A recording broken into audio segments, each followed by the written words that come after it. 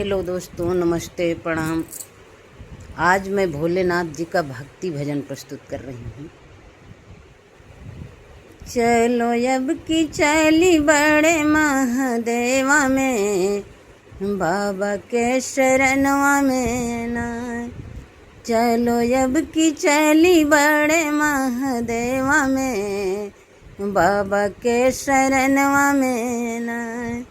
चलो अब की चली बड़े महादेवा में, बाबा के शरणवा में ना। देवनगरी अति पावन, वहाँ रहिबे भारी सावन। देवनगरी अति पावन, वहाँ रहिबे भारी सावन। बाबा भारी दे हैं, बाबा भारी दे हैं झोली बरदनवा में, बाबा के शरणवा में ना। चलो अब की चली बड़े महादेवा में, बाबा के शरणवा में ना। चलो अब की चली बड़े महादेवा में, बाबा के शरणवा में ना। कोई दूधवा चढ़ावे, कोई फूलवा चढ़ावे। कोई दूधवा चढ़ावे, कोई फूलवा चढ़ावे। कोई भरी भरी लोटा जल चढ़ावेला, बाबा के शरणवा में ना। चलो अब की चली बड़े महादेवा में, बाबा के शरणवा में ना। चलो अब की चली बड़े महादेवा में, बाबा के शरणवा में ना। बेल पतरी चढ़ावे, कोई धतूरा चढ़ावे। बेल पतरी चढ़ावे, कोई धतूरा चढ़ावे। कोई पीसी पीसी भांगिया पियावेला, बाबा के शरणवा में ना। चलो अब की चली बड़े महादेवा में, बाबा के शरणवा में ना।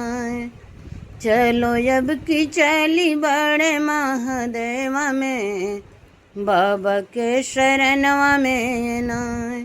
कोई रोलिया लगावे, कोई चंदना चढ़ावे। कोई रोलिया लगावे, कोई चंदना लगावे। कोई भस्म रमावेला बदनिया माँ, बाबा के शरणिया में ना।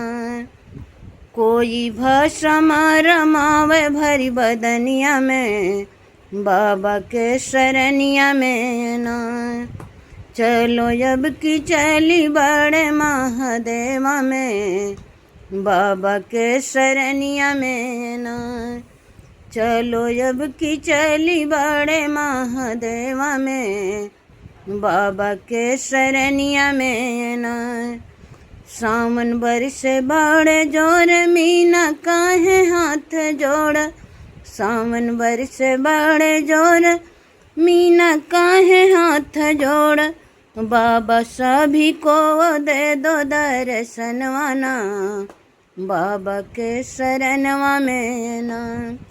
चलो अब की चली बड़े महादेवा में, बाबा के शरणवा में ना। चलो अब की चली बड़े महादेवा में, बाबा के शरणवा में ना।